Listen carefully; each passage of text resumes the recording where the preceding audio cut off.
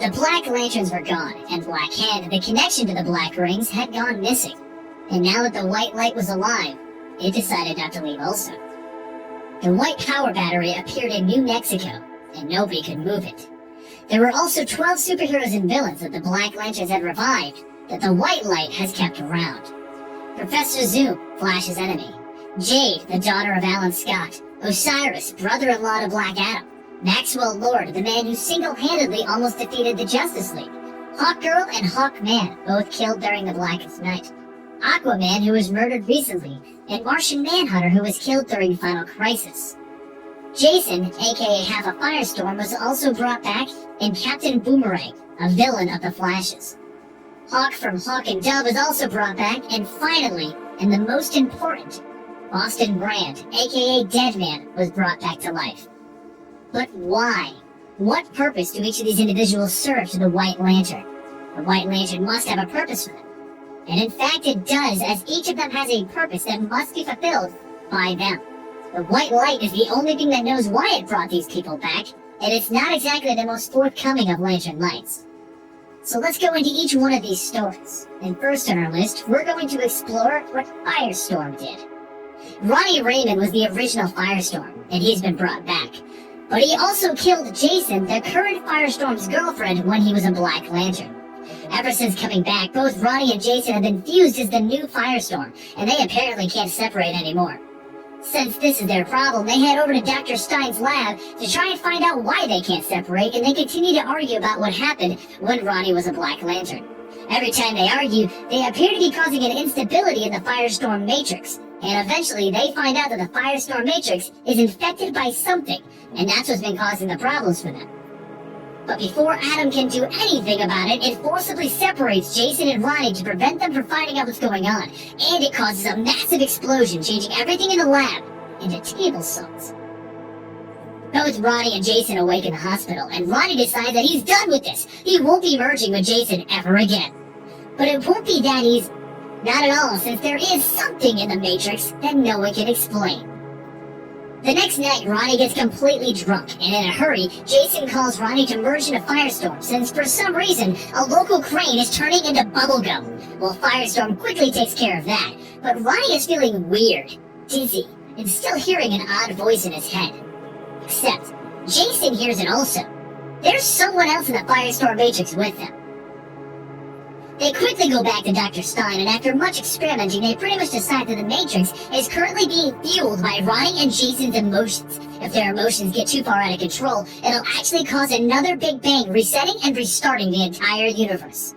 Just as they're starting to figure this out, though, an evil black hand reaches out of the Matrix. And those black hands belong to Deathstorm, the Black Lantern Firestorm, who has come back. And he comes back to the physical plane and knocks out both Ronnie and Jason.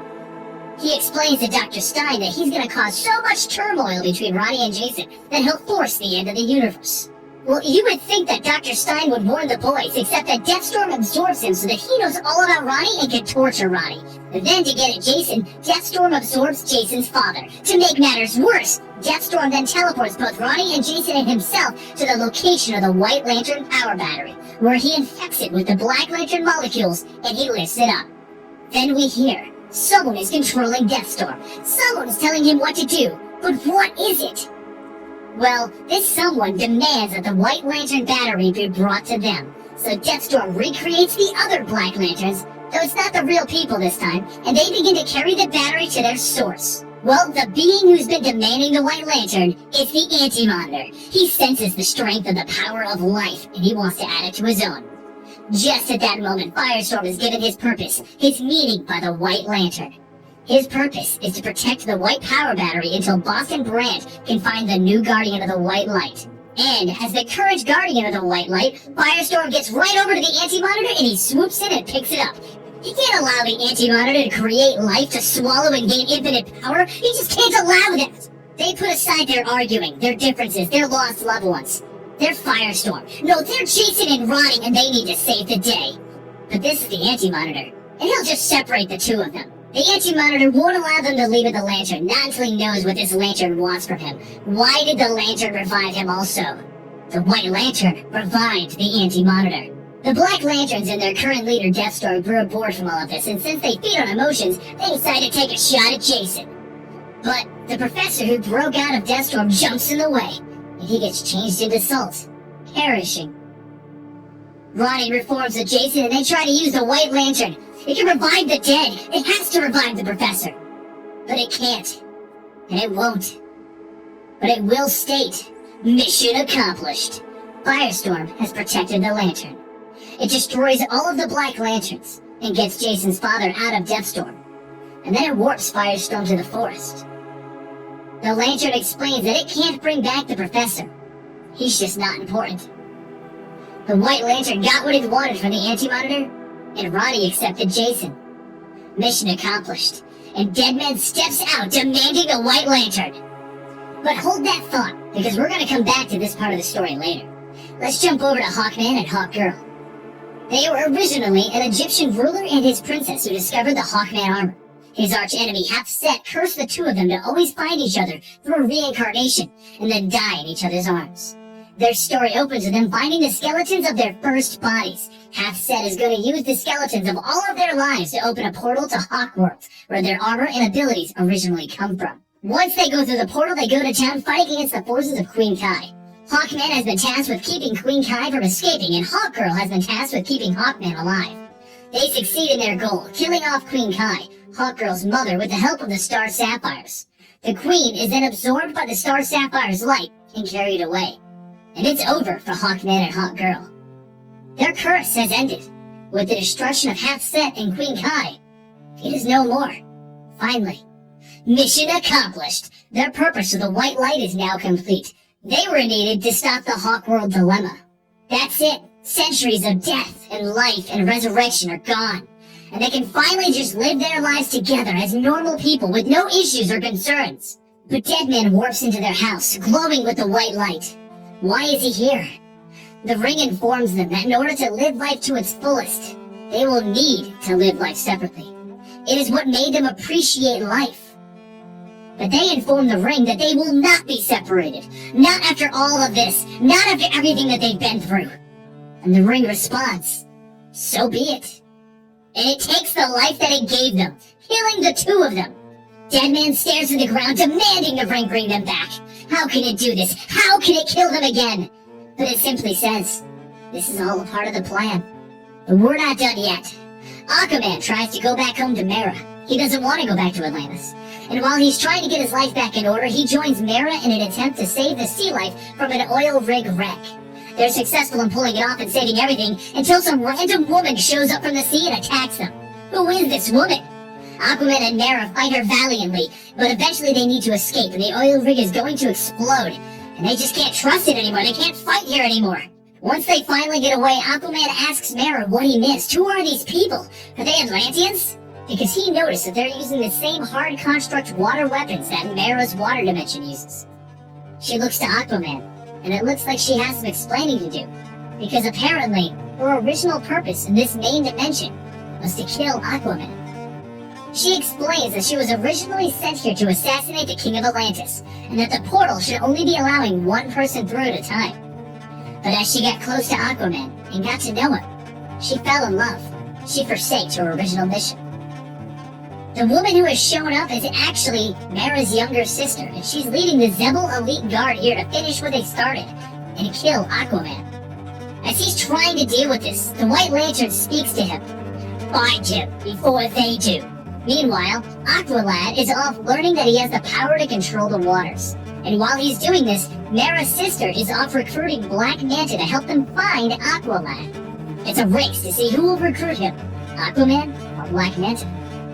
Well, since Black Manta is his father, tracking him down was relatively easy for them, except that Aqualad isn't exactly sure what his powers can do, who anyone is, and isn't going with anyone. And what makes him not leading even easier is the fact that Aquaman is there to protect Aqualad. Aquaman and Black Manta fight it out, but in the end, Aquaman is the victor. They take Aqualad with them and they go on a journey to find out how they're going to close this portal and send Mera's sister back home. Well, a full-blown battle happens on the shoreline against Aquaman and the people from the water dimension. And during this, Aquaman loses his hand in a fight with Black Manta. But at that exact moment, Deadman pops in with the White Lantern speaking to him. Deadman wants to help, Why won't the white light let him help? But it explains that it opened the Bermuda Triangle, allowing Mara's people to come through so that Aquaman would have to find out the truth about Mara. So what does Aquaman do with this information?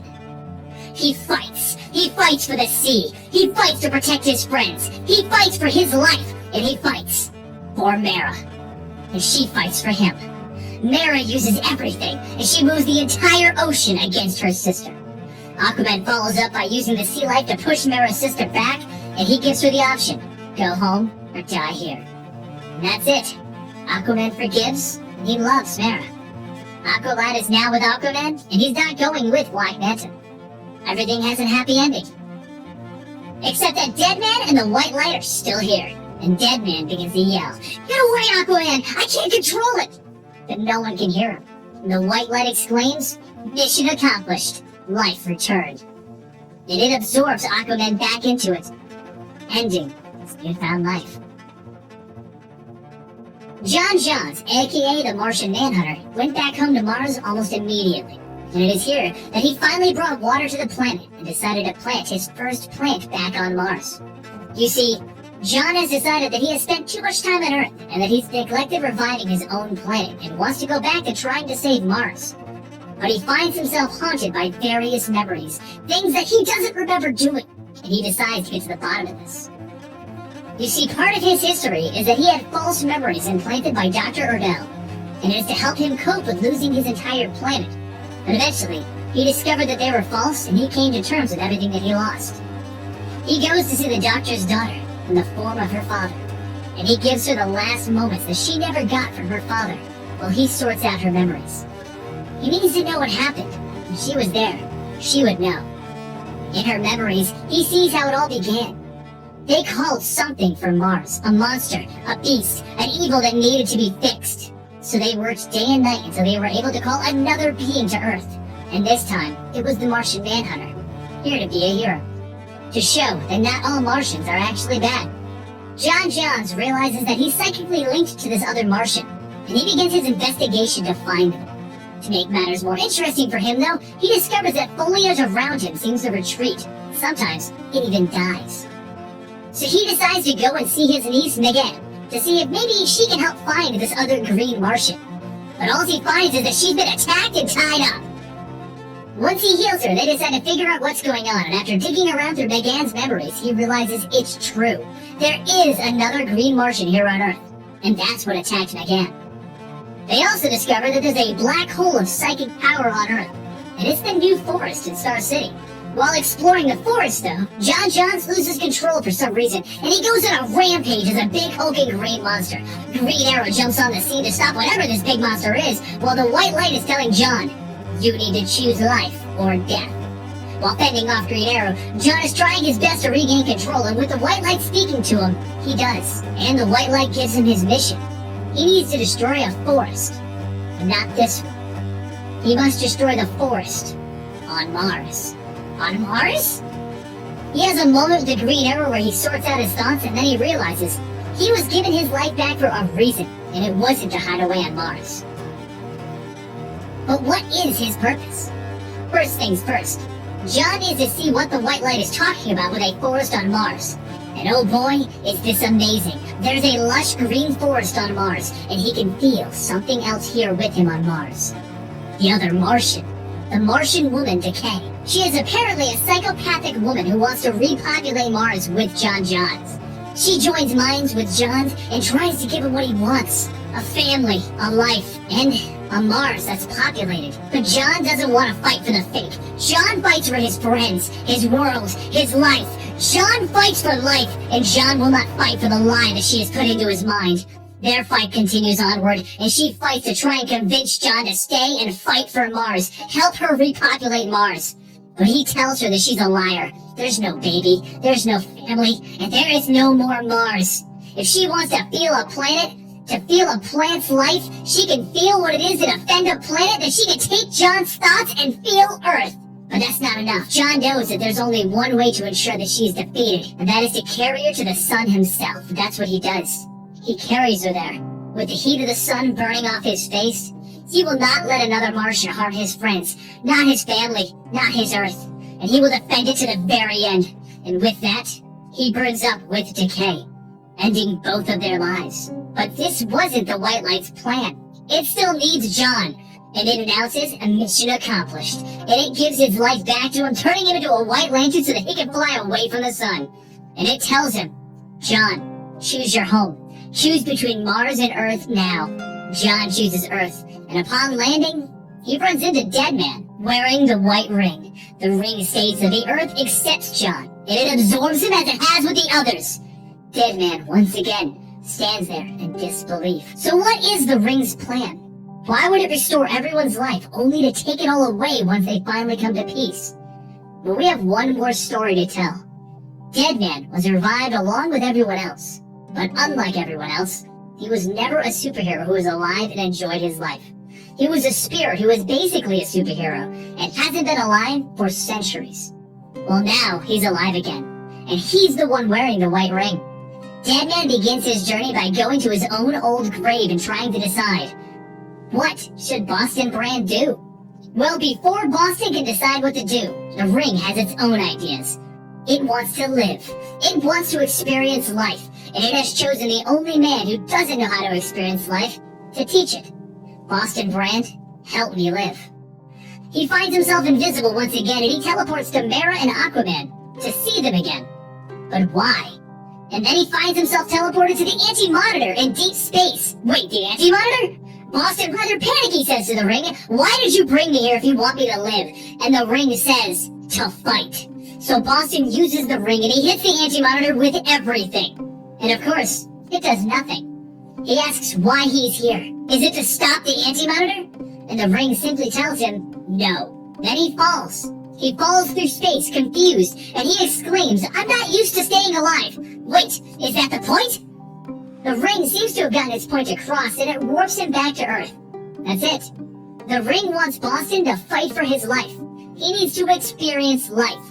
So the ring warps him to some girl's room. A girl who turns out to be Dove from Hawk and Dove. Well, if Dove changes, Hawk changes too, and he shows up to take care of Dove's intruder. They quickly resolve what's going on, and the first thing that they do is try to see if Boston can revive the dead.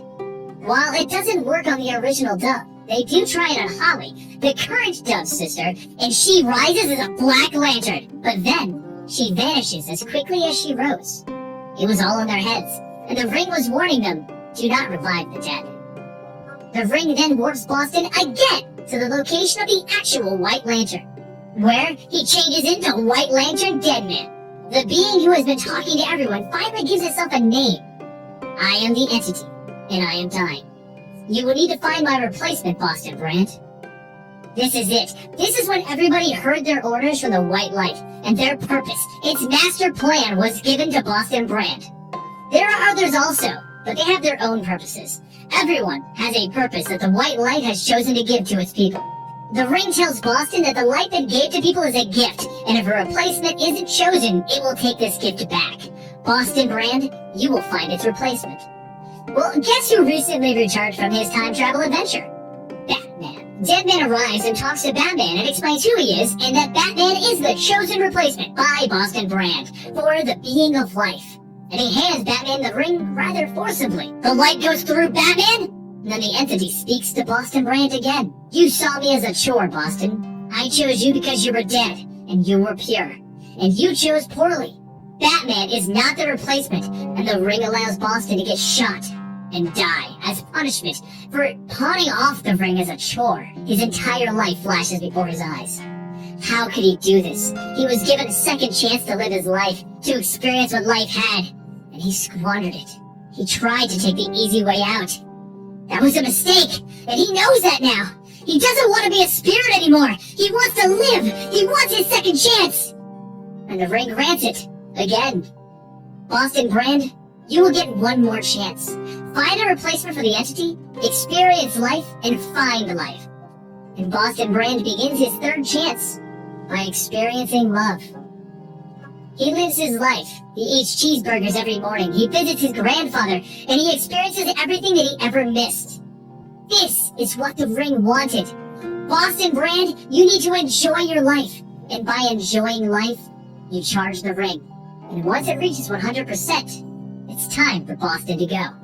The ring has its power. It is taking back the lives that it gave. It starts with Hawkman and Hawkgirl, when Boston stands in disbelief as it kills them. Then the ring takes back Aquaman's life. What did Deadman do? He was doing what the ring wanted. Then it absorbs John Johns back into the Earth. Then it teleports him to Firestorm, who's standing in the forest in Star City. And Deadman runs in there yelling, "Give me the lantern, Firestorm, before the white ring takes you too!" It's all coming together. The White Light's plans for everybody. The White Light explains that there is a new threat. A threat that's been awakened by Nekron, the Black Lantern entity. When he attacked this world, he contaminated it with his presence. And that presence is now waking up as the Dark Avatar. Yes, Nekron infested Swamp Thing with the Black Lantern powers, and it's now waking up to destroy the world, to corrupt the entire world. And the only safe place is this forest that the White Light has risen in Star City. But the Light has a master plan, and that's what all of this has been working towards. The Light begins to summon the elementals. Air, fire, water, and earth. Firestorm is the fire, John Johns is the earth, Hawkman and Hawkgirl, they're the air, and Aquaman is the water. They were revived so they can settle whatever they needed to and defend the White Light. Boston Brand, Dove, and Hawk are to remain and guard the White Light's Tree of Life.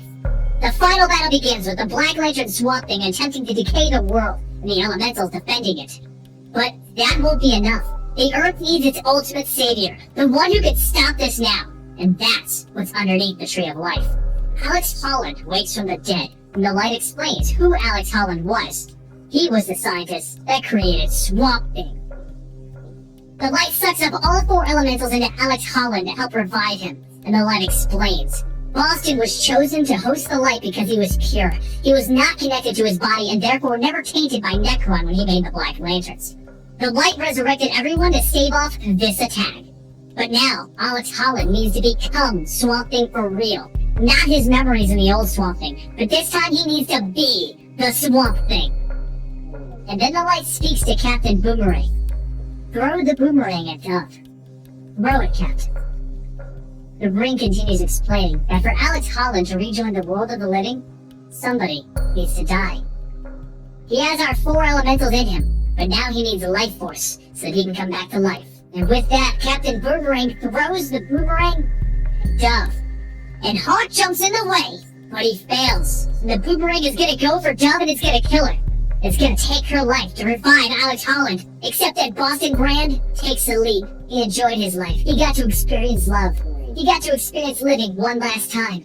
And now he gives his life to save Dove and bring back Alex Holland. He says his goodbyes to Dove and thanks her for showing them what life really is. This brings back Swamp Thing. And it states that the green will not become corrupted. Swamp Thing needs to fix this. Swamp Thing protects his planet. All of it, everything that has happened was leading up to this, the final fight. Swamp Thing uses all the power that has been given to him and he easily destroys the evil Black Lantern Swamp Thing. Swamp Thing then gives a proper gravesite to Boston Brand to honor what he gave up for everything. But Deadman isn't gone for good. The Light explains that he's still needed as Deadman. No one will see or hear him again, and he will go back to being an aimless spirit trying to help.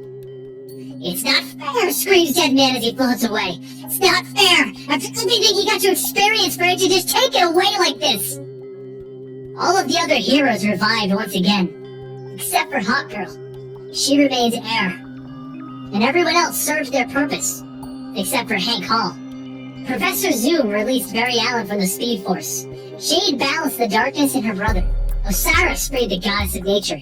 Maxwell Lord prevented the event of Kingdom Come from happening. Captain Boomerang threw the boomerang.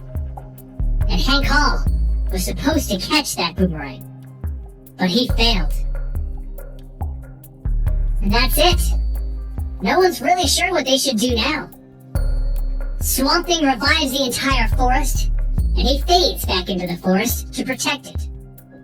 And the White Lantern, it fades away with its purpose completed, ending Brightest Day.